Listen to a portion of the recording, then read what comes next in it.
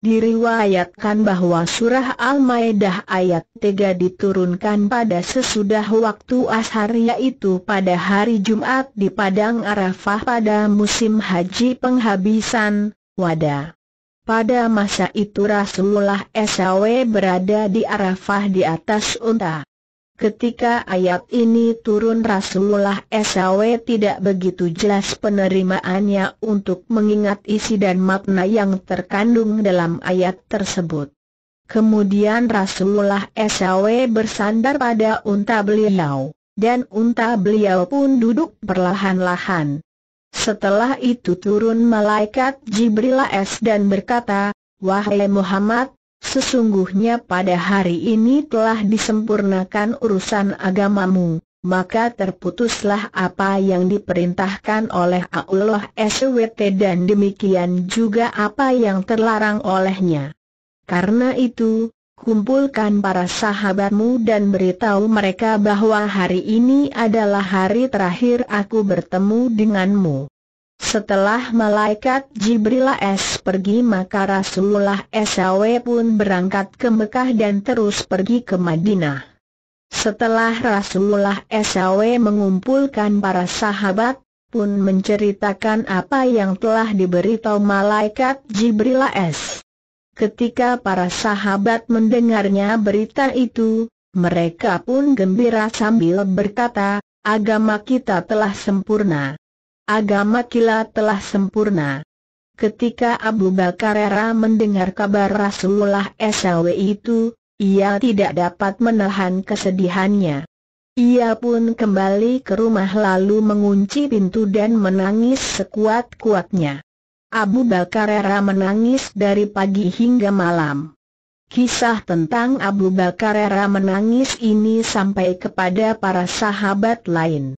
Maka berkumpullah mereka di depan rumah Abu Bakar dan mereka berkata, "Wahai Abu Bakar, apakah yang telah membuat engkau menangis sehingga menyedihkan sekali keadaanmu? Seharusnya engkau gembira karena agama kita telah sempurna." Mendengar itu, Abu Bakar pun berkata, "Wahai para sahabatku, kamu semua tidak tahu tentang musibah yang akan menimpa kamu. Tidakkah kamu tahu bahwa apabila suatu perkara itu telah sempurna maka akan kelihatanlah kekurangannya?" Turunnya ayat tersebut menunjukkan perpisahan kita dengan Rasulullah SAW. Hasan dan Husain menjadi yatim dan para istri Nabi menjadi janda. Setelah mereka mendengar penjelasan Abu Bakar, sadarlah mereka lalu mereka pun menangis sejadi-jadinya. Kabar tangisan mereka kemudian sampai ke para sahabat yang lain. Mereka pun memberitahu Rasulullah SAW. Berkata salah seorang dari sahabat, "Ya Rasulullah SAW, kami baru kembali dari rumah Abu Bakar dan kami dapati banyak orang menangis dengan suara keras sekali di depan rumah beliau." Berubahlah wajah Rasulullah SAW dan dengan bergegas beliau menuju ke rumah Abu Bakar. Setelah sampai, Rasulullah SAW melihat kepada semua yang menangis dan bertanya, "Wahai para sahabatku, mengapa kamu semua menangis?" Kemudian Ali berkata, "Ya Rasulullah, Abu Bakar mengatakan bahwa turunnya ayat ini membawa tanda bahwa waktu wafatmu telah dekat. Adakah ini benar ya Rasulullah?" Lalu Rasulullah SAW berkata, "Semua yang dikatakan Abu Bakar adalah benar, dan sesungguhnya waktu untuk aku meninggalkan kamu semua telah dekat." Setelah Abu Bakar mendengar pengakuan Rasulullah, maka ia pun menangis sekuat tenaganya sehingga ia jatuh pingsan. Saat semuanya sedang ditimpa duka, seorang sahabat Ukasyah berkata kepada Rasulullah, "Ya Rasulullah, engkau pernah memukul tulang rusukku hingga sakit. Saya ingin tahu apakah engkau sengaja memukulku atau hendak memukul unta baginda?" Rasulullah menjawab, "Wahai Ukasyah, Aku sengaja memukul kamu." Kemudian Rasulullah berkata kepada Bilal, "Wahai Bilal, kamu pergi ke rumah Fatimah dan ambilkan tongkatku ke sini." Bilal keluar dari masjid dan menuju rumah Fatimah sambil meletakkan tangannya di atas kepala dengan berkata, "Rasulullah telah menyediakan dirinya untuk dibalas, dikishas." Setelah Bilal sampai di rumah Fatimah, memberi salam dan mengetuk pintu. "Siapakah di pintu?" "Aku Bilal. Saya telah diperintahkan Rasulullah untuk mengambil tongkat beliau." "Wahai Bilal, untuk apa ayahku minta tongkatnya?" "Wahai Fatimah, Rasulullah SAW telah menyediakan dirinya untuk dikishas." "Wahai Bilal, siapakah manusia yang sampai hatinya untuk menkishas Rasulullah SAW?" Bilal tidak menjawab, kemudian membawa tongkat itu kepada Rasulullah. Setelah Rasulullah menerima tongkat tersebut dari Bilal, maka beliau pun menyerahkan kepada Ukasyah. Melihat itu, Abu Bakar dan Umar tampil ke depan sambil berkata, "Wahai Ukasyah, janganlah kamu kishas Rasulullah SAW, kishaslah kami berdua." Rasulullah SAW berkata, "Wahai Abu Bakar, Umar, duduklah. Sesungguhnya Allah SWT telah menetapkan tempatnya untuk kamu berdua."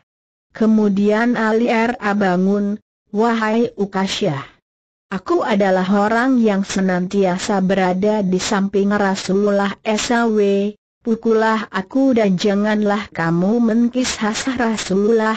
Lalu Rasulullah berkata, "Wahai Ali, duduklah kamu. Sesungguhnya Allah telah menetapkan tempatmu dan mengetahui isi hatimu." Setelah itu, Hasan dan Husain bangun dengan berkata, "Wahai Ukasyah, kami ini cucu Rasulullah. Kalau kamu menkishas kami sama dengan kamu menkishas Rasulullah." Mendengar kata-kata cucunya Rasulullah SAW pun berkata, "Wahai buah hatiku, duduklah kamu berdua. Wahai Ukasyah, pukullah aku, lakukanlah balasanmu," kata Rasulullah. Ukasyah berkata, "Ya Rasulullah SAW, engkau memukulku waktu aku tidak memakai baju." Maka Rasulullah pun membuka baju. Setelah Rasulullah membuka baju, maka menangislah semua yang hadir. Suasana tegang dan haru. Begitu Ukasyah melihat tubuh Rasulullah yang putih bersih, ia segera melempar tongkatnya dan langsung memeluk dan mencium badan Rasulullah dan berkata, "Aku tebus engkau dengan jiwaku ya Rasulullah. Siapa yang sanggup memukulmu? Aku melakukan ini karena ingin menyentuhkan badanku dengan badanmu yang dimuliakan Allah. Dan aku ingin Allah menjagaku dari neraka dengan kehormatanmu." Kemudian Rasulullah SAW berkata, "Dengarlah kamu sekalian, sekiranya kamu ingin melihat seorang ahli surga, inilah orangnya." Kemudian semua sahabat bersalam-salaman atas kegembiraan mereka terhadap peristiwa yang sangat menegangkan itu. Setelah itu para sahabat pun berkata, "Wahai Ukasyah, inilah keuntungan yang paling besar bagimu, engkau telah memperoleh derajat yang tinggi dan bertemankan Rasulullah di surga." Ketika ajal Rasulullah SAW semakin dekat, beliau pun memanggil para sahabat ke rumah Aisyah dan berkata, "Selamat datang, semoga Allah mengasihimu semua. Aku berwasiat kepadamu semua agar kamu semua bertakwa kepada Allah dan mentaati segala perintahnya. Sesungguhnya hari perpisahan antara aku denganmu semua hampir dekat, dan dekat pula saat kembalinya seorang hamba kepada Allah dan menempatkannya di surga. Kalau telah sampai ajalku, maka hendaklah Ali yang memandikanku, Fadl bin Abbas hendaklah menuangkan air, dan Usamah bin Zaid hendaklah menolong keduanya." Setelah itu kamu kafanilah aku dengan pakaianku sendiri atau kafanilah aku dengan kain Yaman yang putih. Apabila kamu memandikan aku, letakkan aku di atas balai tempat tidurku dalam rumahku ini. Setelah itu, kamu semua keluarlah sebentar meninggalkan aku. Pertama yang akan mensalatkan aku adalah Allah, kemudian Jibril, kemudian diikuti Israfil, Mikail, dan yang akhir adalah Azrail beserta dengan semua pembantunya. Setelah itu baru kamu semua masuk bergantian berkelompok mensalatkanku. Setelah para sahabat mendengar ucapan yang sungguh menyayat hati itu, meledaklah tangis mereka. Mereka menangis sejadi-jadinya dan berkata, "Ya Rasulullah, engkau adalah seorang Rasul yang diutus kepada kami, engkau selama ini memberi kekuatan dalam penemuan kami dan sebagai penguasa yang mengurus perkara kami. Apabila engkau sudah tiada nanti, kepada siapakah akan kami bertanya setiap persoalan yang timbul nanti?"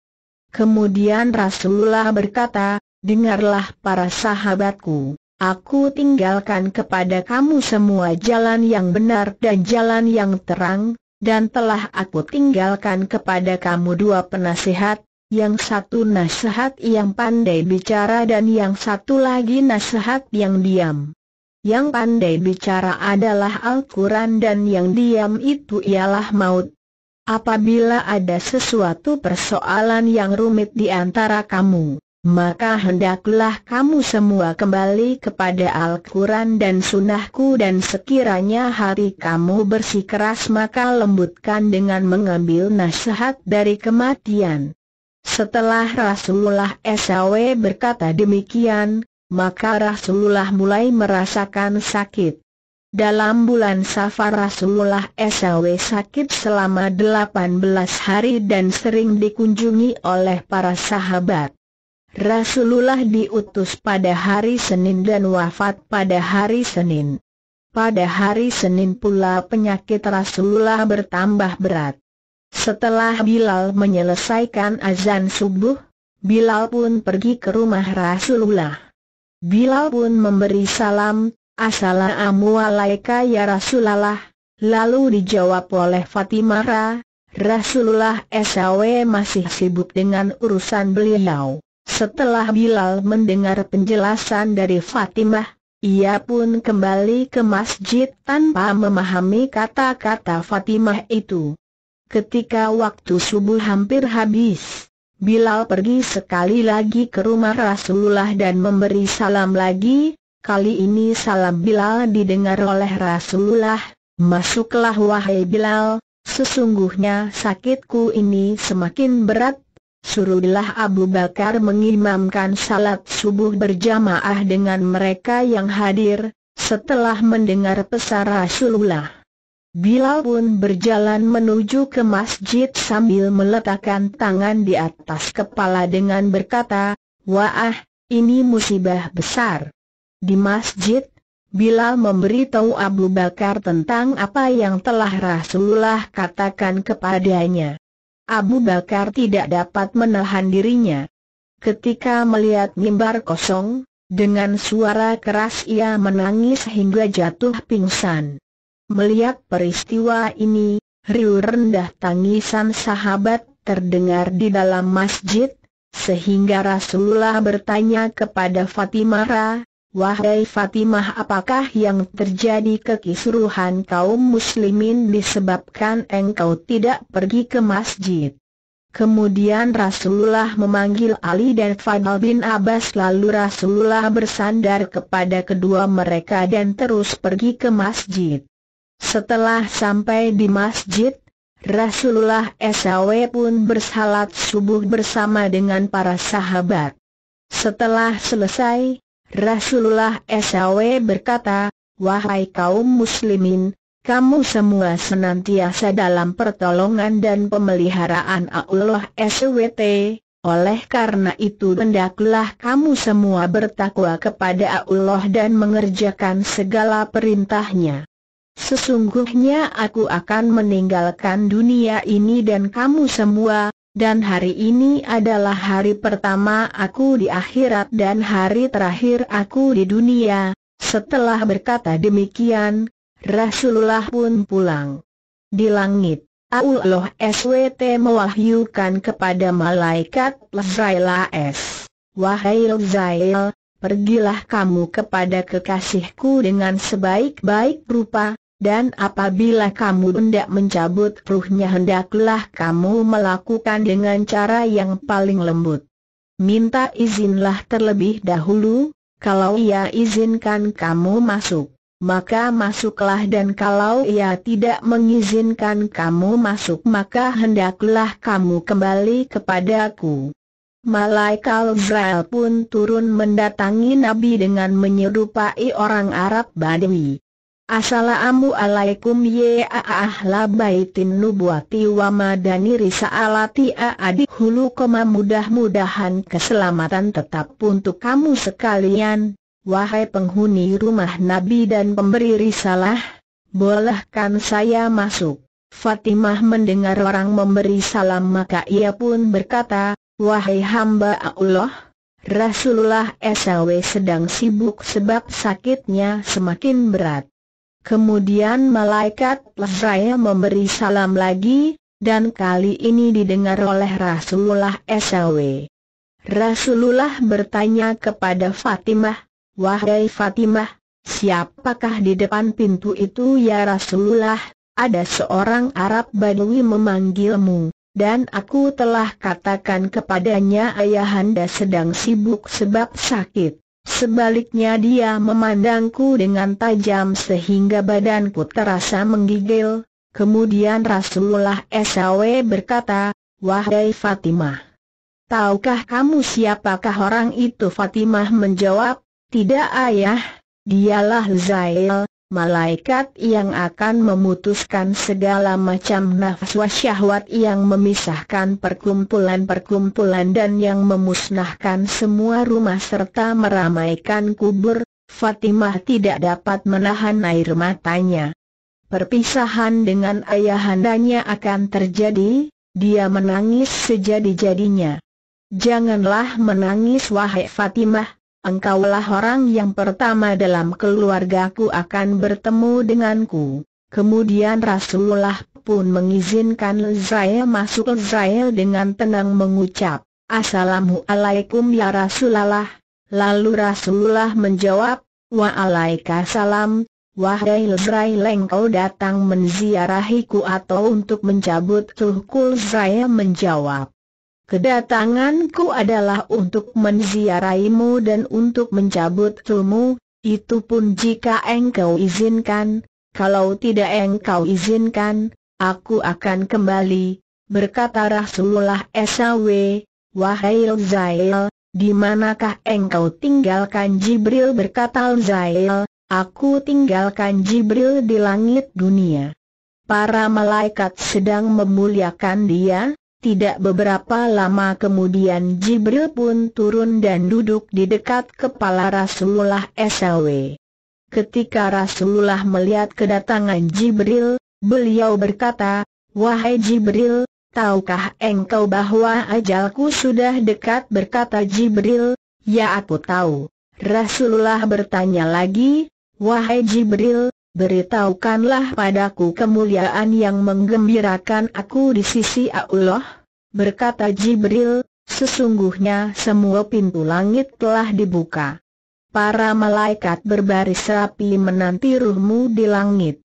Kesemua pintu-pintu surga telah dibuka, dan kesemua bidadari sudah berhias menanti kehadiran ruhmu." Berkata Rasulullah, "Alhamdulillah. Sekarang engkau katakan pula tentang umatku di hari kiamat nanti." Berkata Jibril, "Allah SWT telah berfirman, sesungguhnya aku telah melarang semua para nabi masuk ke dalam surga sebelum engkau masuk terlebih dahulu, dan aku juga melarang semua umat memasuki surga sebelum umatmu memasuki surga." Berkatalah Rasulullah, "Sekarang aku telah puas dan telah hilang keresahan akan umatku. Wahai Lezael, mendekatlah kepadaku, dan lakukanlah tugasmu. Lezael pun mulai melakukan tugasnya. Rusang Nabi Agung itu dicabutnya pelan-pelan, lembut sekali. Ketika ruhnya sampai di pusat, Rasulullah berkata, "Wahai Jibril, sakit sekali kematian ini." Karena tak sanggup melihat wajah kekasih Allah itu merintih kesakitan, Jibril mengalihkan pandangannya. Melihat itu, Rasulullah bertanya, "Wahai Jibril, apakah engkau tidak suka melihat wajahku?" Jibril menjawab, "Wahai kekasih Allah, siapa yang akan sanggup melihat wajahmu dalam keadaan sakaratul maut begini?" Anas bin Malik berkata, ketika ruh Rasulullah SAW telah sampai di dada, beliau bersabda, "Aku wasiatkan kepadamu mengerjakan salat dan kerjakan semua yang Allah perintahkan kepadamu." Ali berkata, "Sesungguhnya, ketika menjelang saat-saat terakhir, Rasulullah mengerahkan kedua bibirnya sebanyak 2 kali, dan aku meletakkan telingaku dekat dengannya." Rasulullah SAW berkata, "Umatku, umatku." Telah bersabda Rasulullah SAW bahwa malaikat Jibril telah berkata kepadaku, "Wahai Muhammad, sesungguhnya Allah SWT telah menciptakan sebuah laut di belakang gunung Kaf, dan di laut itu terdapat ikan yang selalu membaca salawat untukmu. Barang siapa yang menangkap ikan dari laut tersebut maka akan lumpuhlah kedua belah tangannya dan ikan tersebut akan menjadi batu." Wa'alau walam bishawab.